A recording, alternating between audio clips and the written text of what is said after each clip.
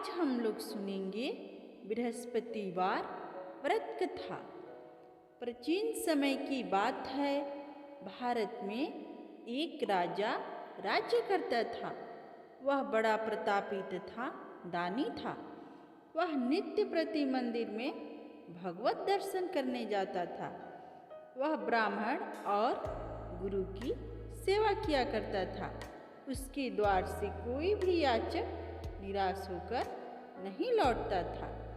वह प्रत्येक गुरुवार को व्रत रखता एवं पूजन करता था।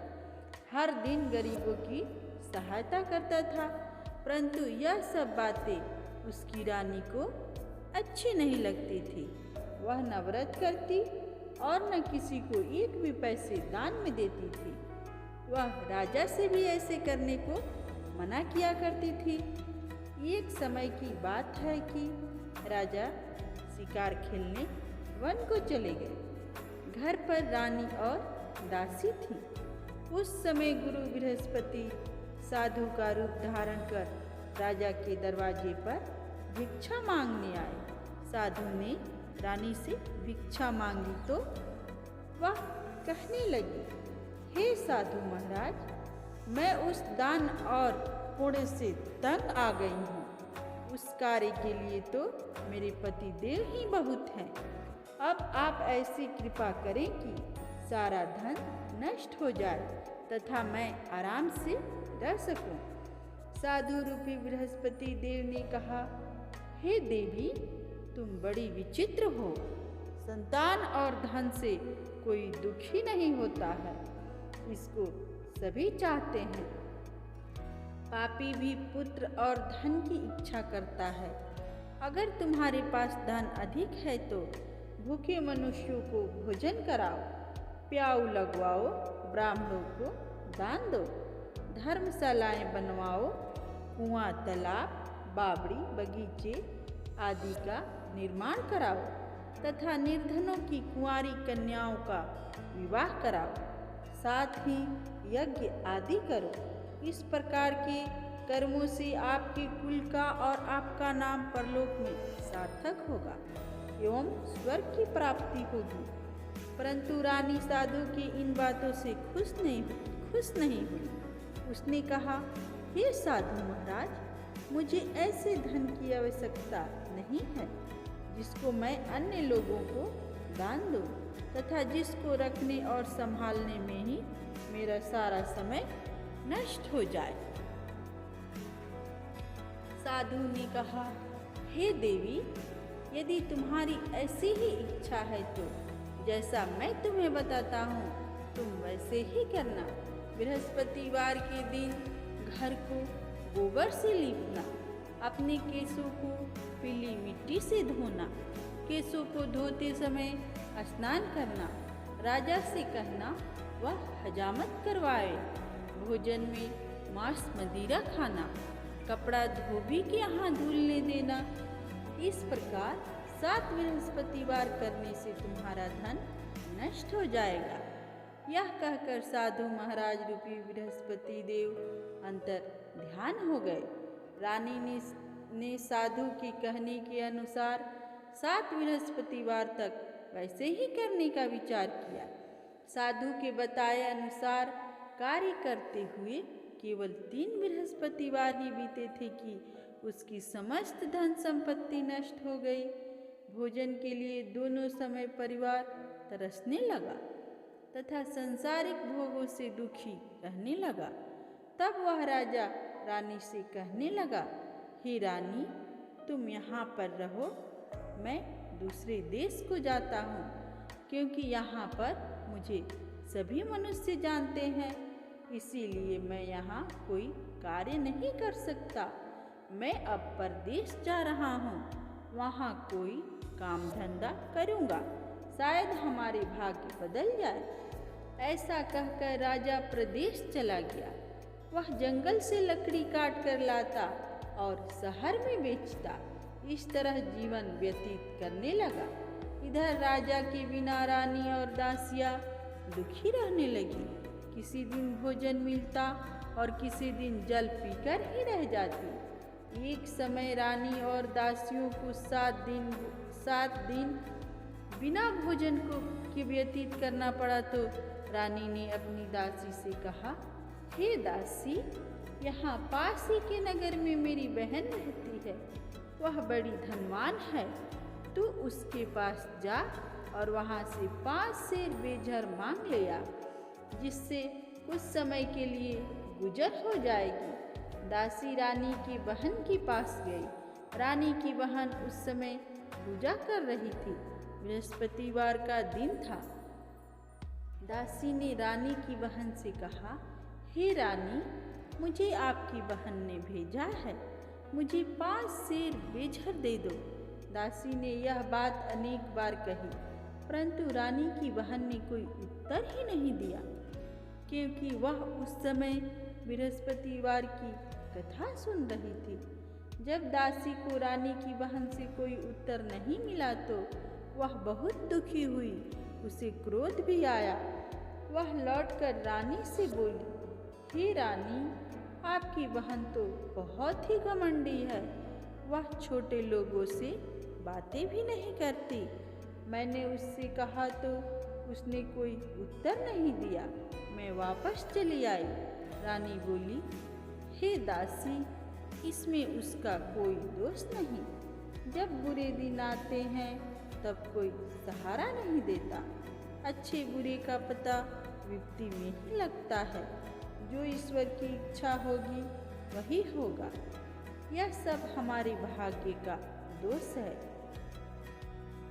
उधर रानी की बहन ने सोचा कि मेरी बहन की दासी आई थी, परंतु मैं उससे नहीं बोली, इससे वह बहुत दुखी हुई होगी।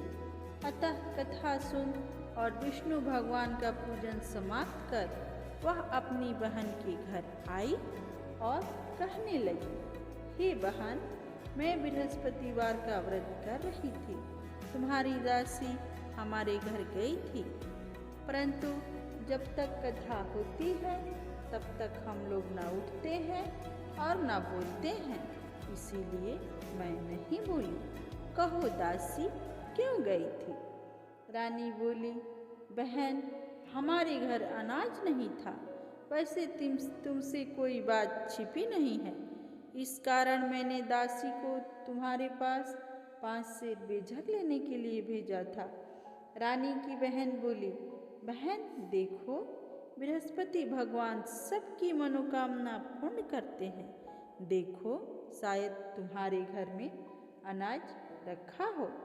यह सुनकर दासी घर के अंदर गई तो वहाँ उसे एक घड़ा बेझर से भरा मिल गया। उससे बड़ी हैरानी हुई, क्योंकि उसने एक एक बर्तन देख लिया था। उसने बाहर आकर रानी को बताया। दासी अपनी रानी से कहने लगी, हे रानी, देखो, वैसे हमको जब अन्न नहीं मिलता तो हम रोज ही व्रत करते हैं। अगर इनसे व्रत की विधि और कथा पूछ ली जाए तो उसे हम भी किया करेंगे। दासी के कहने पर रानी ने अपनी बहन से बृहस्पतिवार व्रत के बारे में पूछा। उसकी बहन ने बताया, हे रानी बहन, बृहस्पतिवार को सूर्योदय से पूर्व उठकर स्नान करके बृहस्पतिवार का व्रत करना चाहिए, लेकिन उस दिन सिर नहीं धोना चाहिए। बृहस्पतिवार के व्रत में चने की दाल और मुनक्का से विष्णु भगवान का केले के वृक्ष की जड़ में पूजन करें तथा दीपक जलाएं। उस दिन एक ही समय भोजन करें। भोजन पीले खाद्य पदार्थ का करें तथा कथा सुने। इस प्रकार करने से गुरु भगवान प्रसन्न होते हैं, अन्न, पुत्र, धन देते हैं, मनोकामना पूर्ण करते हैं। व्रत और पूजन की विधि बताकर रानी की बहन अपने घर लौट गई। रानी और दासी दोनों ने निश्चय किया कि बृहस्पति देव भगवान का पूजन जरूर करेंगे। 7 दिन बाद जब बृहस्पतिवार आया तो उन्होंने व्रत रखा। घुड़साल में जाकर चना और गुड़ बिन लाई तथा उसकी दाल से केले की जड़ तथा विष्णु भगवान का पूजन किया। अब भोजन पीला कहाँ से आए? दोनों बड़ी दुखी हुई, परंतु उन्होंने व्रत किया था, इसी कारण बृहस्पति देव भगवान प्रसन्न थे। एक साधारण व्यक्ति के रूप में वे 2 थालों में सुंदर पीला भोजन लेकर आए और दासी को देकर बोले, हे दासी, यह भोजन तुम्हारे और रानी के लिए है, तुम दोनों करना। दासी भोजन पाकर बड़ी प्रसन्न हुई और रानी से बोली, रानी जी भोजन कर लो। रानी जी भोजन कर लो। रानी को भोजन आने के बारे में कुछ पता नहीं था, इसीलिए वह दासी से बोली, जा तू ही भोजन कर, क्योंकि तू हमारी व्यर्थ में हंसी उड़ाती है। दासी बोली, एक व्यक्ति भोजन दे गया है। रानी कहने लगी, वह भोजन तेरे लिए ही दे गया है, तू ही भोजन कर।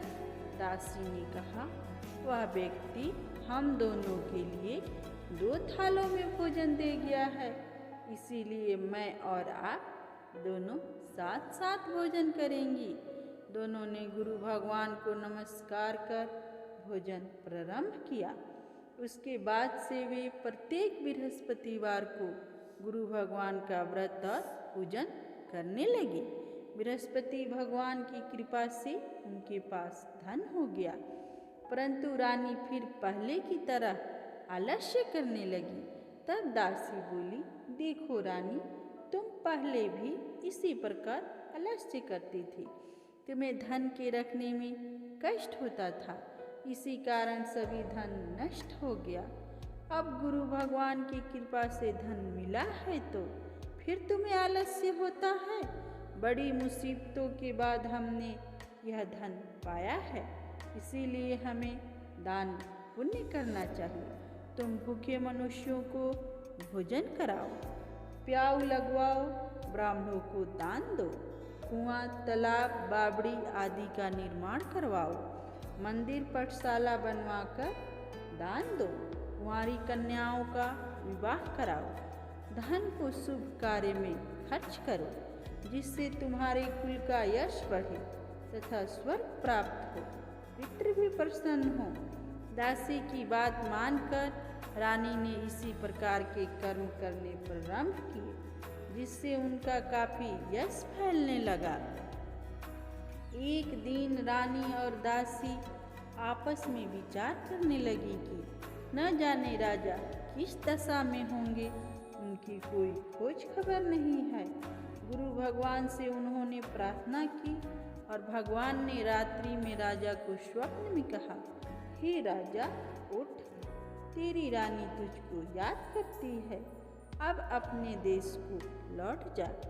राजा प्रातः काल उठकर जंगल से लकड़ियां काट कर लाने के लिए जंगल की ओर चल पड़ा। जंगल से गुजरते हुए वह सोचने लगा, रानी की गलती से उसे कितने दुख भोगने पड़े। राजपाट छोड़कर उसे जंगल में आकर रहना पड़ा। जंगल से लकड़ियां काट कर उन्हें बेचकर गुजर करना पड़ा।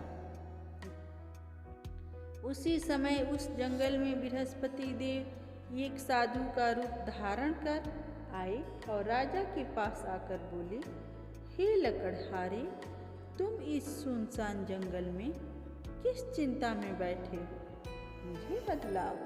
यह सुन राजा के नेत्रों में जल भर आया और साधु की वंदना कर बोला, हे प्रभु, आप सब कुछ जानने वाले हैं। इतना कहकर राजा ने साधु को अपनी संपूर्ण कहानी सुना दी। महात्मा दयालु होते हैं। वे राजा से बोले, हे राजा, तुम्हारी पत्नी ने बृहस्पति देव के प्रति अपराध किया था, जिसके कारण तुम्हारी यह दशा हुई है। अब तुम किसी प्रकार की चिंता मत करो, भगवान तुम्हें पहले से अधिक धन देंगे। देखो, तुम्हारी पत्नी बृहस्पतिवार का व्रत करना प्रारंभ कर दिया है। अब तुम भी बृहस्पतिवार का व्रत करके चने की दाल व गुड़ जल को लोटे में डालकर केले का पूजन करो। फिर कथा कहो या सुनो। भगवान तुम्हारी सब कामनाओं को पूर्ण करेंगे। साधु को प्रसन्न देखकर राजा बोला, हे प्रभु, मुझे लकड़ी बेचकर इतने पैसे भी नहीं बचता जिससे भोजन करने के उपरांत कुछ बचा सकूं। मैंने रात्रि में अपनी रानी को व्याकुल देखा है। मेरे पास कोई साधन नहीं है जिससे समाचार जान सकूं। फिर मैं बृहस्पति देव की क्या कहानी कहूँ? मुझको तो कुछ भी मालूम नहीं है। साधु ने कहा, हे राजा, तुम किसी बात का चिंता मत करो। बृहस्पतिवार के दिन तुम रोजाना की तरह लकड़ियाँ लेकर शहर में जाओ। तुम्हें रोज से दुगुना धन प्राप्त होगा जिससे तुम भली भांति भोजन कर लोगे तथा बृहस्पति देव की पूजा का सामान भी आ जाएगा। बृहस्पति देव की कथा इस प्रकार से भी है। आइए बृहस्पति देव की दूसरी कथा सुनते हैं। प्राचीन काल में एक बहुत ही निर्धन ब्राह्मण था। उसकी कोई संतान नहीं थी। वह नित्य पूजा पाठ करता, परंतु उसकी स्त्री बहुत मलिनता के साथ रहती थी। वह स्नान करती थी और न किसी देवता का पूजन करती थी। प्रातःकाल उठते ही सर्वप्रथम भोजन करती, बाद में कोई अन्य कार्य करती। ब्राह्मण देवता बहुत दुखी रहते थे। पत्नी को बहुत समझाते थे, किंतु उसका कोई परिणाम न निकलता। भगवान की कृपा से ब्राह्मण की स्त्री की कन्या उत्पन्न हुई। वह कन्या अपने पिता के घर में बड़ी होने लगी। वह बालिका प्रातः स्नान करके भगवान विष्णु का जप करती। वह बचपन से ही बृहस्पतिवार का व्रत भी करने लगी। पूजा पाठ समाप्त कर स्कूल जाती तो अपनी मुट्ठी में जौ भर के ले जाती और पाठशाला जाने के मार्ग में डालती जाती। वहीं जौ स्वर्ण के हो जाते तो लौटते समय उनको बीनकर घर ले आती। एक दिन वह बालिका सूप में उन सोने के जौ को फटक कर साफ कर रही थी। तभी उसकी माँ ने देख लिया और कहा, हे बेटी, सोने के जौ को फटकने के लिए सोने का सूप होना चाहिए। दूसरे दिन गुरुवार था। इस कन्या ने व्रत रखा और बृहस्पति देव से प्रार्थना करके कहा, हे प्रभु, यदि मैंने सच्चे मन से आपकी पूजा की हो तो मुझे सोने का सूप दे दो। बृहस्पति देव ने उसकी प्रार्थना स्वीकार कर ली। रोजाना की तरह वह कन्या जौ फैलाती हुई स्कूल चली गई। स्कूल से लौटकर जब वह जौ बीन रही थी तो बृहस्पति देव की कृपा से उसे सोने का सूप मिला। उसे वह घर ले आई और उससे जौ साफ करने लगी, परंतु उसकी माँ का वही ढंग रहा। एक दिन की बात है, वह कन्या सोने के सूप में जौ साफ कर रही थी। उस समय उस नगर का राजकुमार वहाँ से होकर निकला। इस कन्या के रूप और सोने के सूप में जौ को साफ करते देखकर वह उस कन्या पर मोहित हो गया। राजमहल आकर वह भोजन तथा जल त्याग कर उदास होकर लेट गया। राजा को जब राजकुमार द्वारा अन्न जल त्यागने का समाचार ज्ञात हुआ तो अपने मंत्रियों के साथ वह अपने पुत्र के पास गए और बोले, हे बेटा, तुम्हें किस बात का कष्ट है? किसी ने अपमान किया है अथवा कोई और कारण है? मुझे बताओ, मैं वही करूँगा जिससे तुम्हें प्रसन्नता हो। राजकुमार ने अपने पिता की बातें सुनी तो वह बोला, मुझे आपकी कृपा से किसी बात का दुख नहीं है। किसी ने मेरा अपमान नहीं किया है। परंतु मैं उस लड़की के साथ विवाह करना चाहता हूँ जो सोने के सूप में जौ साफ कर रही थी। यह सुनकर राजा आश्चर्य में पड़ गया और बोला, हे बेटा, इस तरह की कन्या का पता तुम ही लगाओ, मैं उसके साथ तुम्हारा विवाह अवश्य ही करवा दूंगा। राजकुमार ने राजा को उस लड़की के घर का पता बतलाया। मंत्री उस लड़की के घर गया और राजा का आदेश ब्राह्मण को सुनाया। कुछ ही दिन बाद ब्राह्मण की कन्या का विवाह राजकुमार के साथ संपन्न हो गया। कन्या के घर से जाते ही उस ब्राह्मण देवता के घर में पहले की भांति गरीबी का निवास हो गया। अब भोजन के लिए भी अन्न बड़ी मुश्किल से मिलता था। एक दिन दुखी होकर ब्राह्मण अपनी पुत्री से मिलने गया। बेटी ने पिता की दुखी अवस्था को देखा और अपनी माँ का समाचार पूछा। ब्राह्मण ने सभी हाल कहा। कन्या ने बहुत सा धन देकर अपने पिता को विदा कर दिया। इस तरह ब्राह्मण का कुछ समय सुखपूर्वक व्यतीत हुआ, लेकिन कुछ दिन बाद फिर वही हाल हो गया। ब्राह्मण फिर अपनी कन्या के यहाँ गया और सभी हाल कहा तो पुत्री बोली, हे पिताजी, आप माताजी को यहीं लाओ, मैं उन्हें वह विधि बता दूंगी जिससे गरीबी दूर हो जाए। ब्राह्मण देवता अपनी स्त्री को साथ लेकर अपनी पुत्री के पास राजमहल पहुँचे तो पुत्री अपनी माँ को समझाने लगी, हे माँ, तुम प्रातः काल उठकर प्रथम स्नान करके विष्णु भगवान का पूजन करो तो सब दरिद्रता दूर हो जाएगी। परंतु उसकी माँ ने उसकी एक बात नहीं मानी। वह प्रातः काल उठकर अपनी पुत्री का बचा जूठन खा लेती थी। एक दिन उसकी पुत्री को बहुत गुस्सा आया। उसने एक रात एक कोठरी से सारा सामान निकाल दिया और अपनी माँ को उसमें बंद कर दिया। प्रातः उसमें से उसे निकाला तथा स्नान आदि करा के पूजा पाठ करवाया तो उसकी माँ की बुद्धि ठीक हो गई। इसके बाद वह नियम से पूजा पाठ करती और प्रत्येक बृहस्पतिवार को व्रत रखने लगी। इस व्रत के प्रभाव से उसकी माँ भी बहुत धनवान हो गई और बृहस्पति देव के प्रभाव से स्वर्ग को गई। ब्राह्मण भी सुखपूर्वक इस लोक का सुख भोग कर स्वर्ग को प्राप्त हुआ। इस तरह कहानी कहकर साधु देवता वहाँ से लोप हो गए। धीरे धीरे समय व्यतीत होने पर फिर बृहस्पतिवार का दिन आया। राजा जंगल से लकड़ी काटकर किसी शहर में बेचने गया। उस दिन और दिन से अधिक धन मिला। राजा ने चना गुड़ आदि लाकर बृहस्पतिवार का व्रत किया। उस दिन से उसके सभी क्लेश दूर हुए। परंतु जब अगला गुरुवार का दिन आया तो वह बृहस्पतिवार का व्रत करना भूल गया। इस कारण बृहस्पति भगवान नाराज हो गए।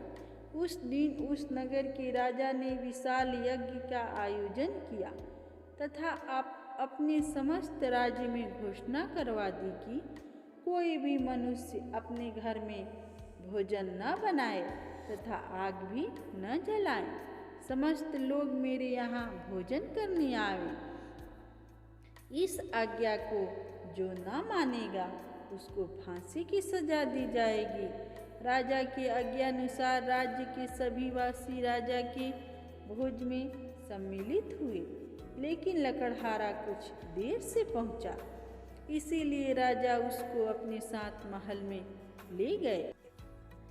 जब वह राजा लकड़हारे को भोजन करा रहे थे तो रानी की दृष्टि उस खूंटे पर पड़ी जिस पर उसका हार लटका हुआ था।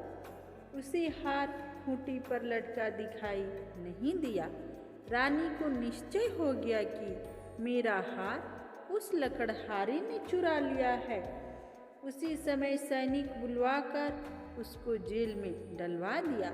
जब लकड़हारा जेल खाने में गया तो वह बहुत दुखी होकर विचार करने लगा कि न जाने कौन से पूर्व जन्म के कर्म से मुझे यह दुख प्राप्त हुआ है, और उसी साधु को याद करने लगे जो जंगल में मिले थे। तत्काल बृहस्पति देव ने साधु के रूप में प्रकट हो गए और उसकी दशा को देखकर कहने लगे, अरे मूर्ख, तूने बृहस्पति देवता की कथा नहीं कही, इसी कारण तुझे दुख प्राप्त हुआ है। अब चिंता मत कर, बृहस्पतिवार के दिन जेलखाने के दरवाजे पर 4 पैसे पड़े मिलेंगे, उनसे तू बृहस्पति देव की पूजा करना तो तेरे सभी कष्ट दूर हो जाएंगे। अगले बृहस्पतिवार उसे जेल के द्वार पर 4 पैसे मिले। राजा ने पूजा का सामान मंगवाकर कथा कही और प्रसाद बांटा। उसी रात्रि को बृहस्पति देव ने उस नगर के राजा को स्वप्न में कहा, हे राजा, तूने जिस आदमी को जेलखाने में बंद कर दिया है वह निर्दोष है, वह राजा है, उसे छोड़ देना। रानी की हार उसी खूंटी पर लटका हुआ है। अगर तू ऐसा नहीं करेगा तो मैं तेरे राज्य को नष्ट कर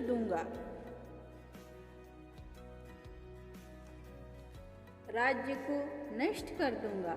राजा प्रातःकाल उठा और खूंटी पर टंगा हार देखकर लकड़हारे को बुलाकर क्षमा मांगी तथा राजा के योग्य सुंदर वस्त्र आभूषण भेंट कर उसे विदा कर दिया।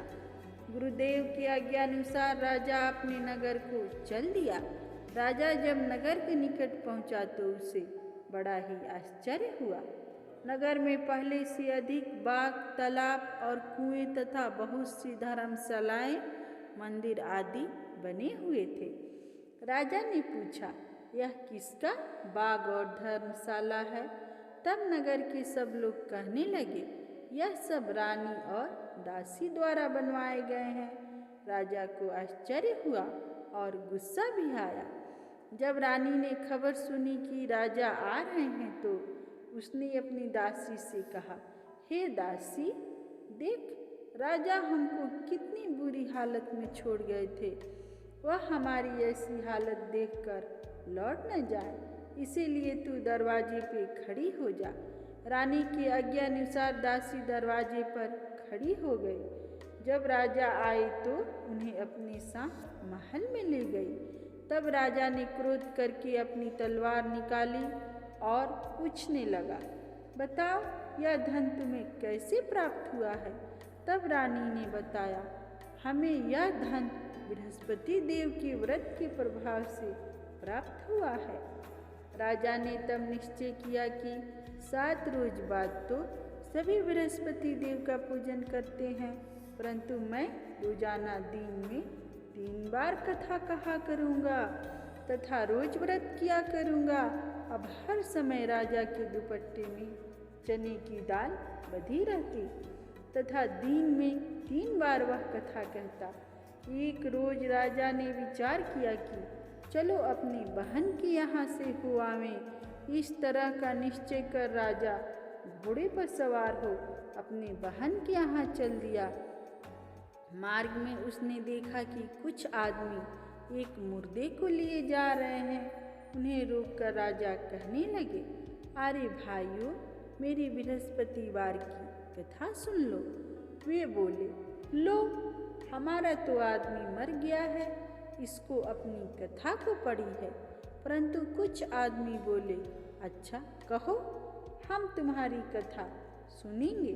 राजा ने दाल निकाली और कथा कहनी शुरू कर दी।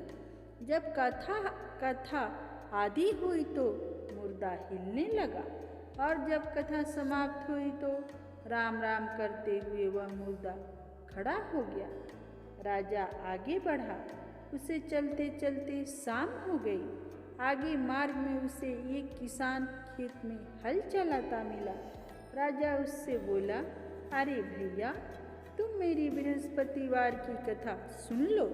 किसान बोला, जब तक मैं तेरी कथा सुनूंगा तब तक 4 हरैया जोत लूँगा। जा अपनी कथा किसी और को सुनाना। राजा आगे चलने लगा। राजा के हटते ही बैल पछाड़ खाकर गिर गए तथा किसान के पेट में बहुत जोर से दर्द होने लगा। तभी किसान की माँ रोटी लेकर आई। उसने जब यह देखा तो अपने पुत्र से सब हाल पूछा। बेटे ने सभी हाल बता दिया। बुढ़िया दौड़ी दौड़ी उस घुड़सवार के पास गई और उससे बोली, मैं तेरी कथा सुनूंगी, तू अपनी कथा मेरे खेत पर चलकर कहना। राजा ने लौटकर बुढ़िया के खेत पर जाकर कथा कही, जिसको सुनते ही बैल खड़े हो गए तथा किसान के पेट का दर्द भी बंद हो गया। राजा अपनी बहन के घर पहुंच गया। बहन ने भाई की खूब मेहमानी की। दूसरे रोज राजा प्रातःकाल जगा तो वह देखने लगा कि सब लोग भोजन कर रहे हैं। राजा ने अपनी बहन से जब पूछा कि ऐसा कोई मनुष्य नहीं है जिसने भोजन नहीं किया हो, जो मेरी बृहस्पतिवार की कथा सुन ले, तो बहन बोली, हे भैया, यह देश ऐसा ही है। पहले यहाँ के लोग भोजन करते हैं, बाद में अन्य काम करते हैं। अगर पड़ोस में कोई हो तो देख आती हूँ। ऐसा कहकर बहन देखने चली गई, परंतु उसे कोई भी ऐसा व्यक्ति नहीं मिला जिसने भोजन न किया हो। फिर वह एक कुम्हार के घर गई जिसका लड़का बीमार था। उसे मालूम हुआ कि उसके यहाँ 3 दिन से किसी ने भोजन नहीं किया है। रानी ने अपनी भाई की कथा सुनने के लिए कुम्हार से कहा। वह तैयार हो गया। राजा ने जाकर बृहस्पतिवार की कथा कही, जिसको सुनकर उसका लड़का ठीक हो गया। अब तो राजा की प्रशंसा होने लगी। एक दिन राजा ने अपनी बहन से कहा, हे बहन, मैं अपने घर को जाऊंगा, तुम भी तैयार हो जाओ। राजा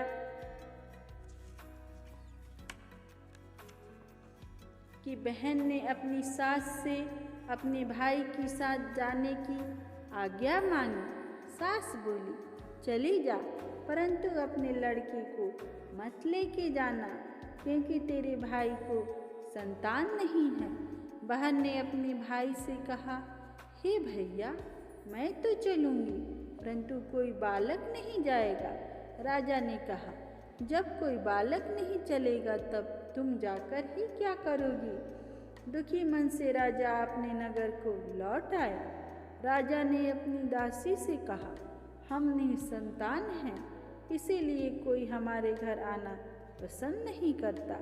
इतना कह वह बिना भोजन आदि किए शैया पर लेट गया। रानी बोली, हे प्रभु, बृहस्पति देव ने हमें सब कुछ दिया है, वे हमें संतान भी अवश्य देंगे। उसी रात बृहस्पति देव ने राजा को स्वप्न में कहा, हे राजा, उठ, सभी सोच को त्याग दे, तेरी रानी गर्भवती है। राजा को यह जानकर बड़ी खुशी हुई। 9वें महीने रानी के गर्भ से एक सुंदर पुत्र पैदा हुआ। जब राजा की बहन ने यह शुभ समाचार सुना तो वह बहुत खुश हुई तथा बधाई लेकर अपने भाई के यहाँ आई। तभी रानी ने कहा, घोड़ा चढ़कर नहीं आई, गधा चढ़कर आई। राजा की बहन बोली, भाई, मैं इस प्रकार नहीं कहती तो तुम्हें औलाद कैसे मिलती। बृहस्पति देव ऐसे ही हैं, जिसके मन में जो कामनाएं रहती है सभी को पूर्ण करते हैं। जो सद्भावना पूर्वक बृहस्पतिवार का व्रत करता है एवं कथा पढ़ता है अथवा सुनाता है और दूसरों को सुनाता है, बृहस्पति देव उसकी सभी मनोकामनाएं पूर्ण करते हैं। बृहस्पति देव उनकी सदैव रक्षा करते हैं। जो संसार में सद्भावना व सच्चे हृदय से बृहस्पति देव का पूजन करते हैं, उनकी सभी इच्छाएं बृहस्पति देव ने पूर्ण की। मनुष्य को हृदय से उनका मनन करते हुए जय जयकार करना चाहिए। बोलो बृहस्पति भगवान की जय। विष्णु भगवान की जय।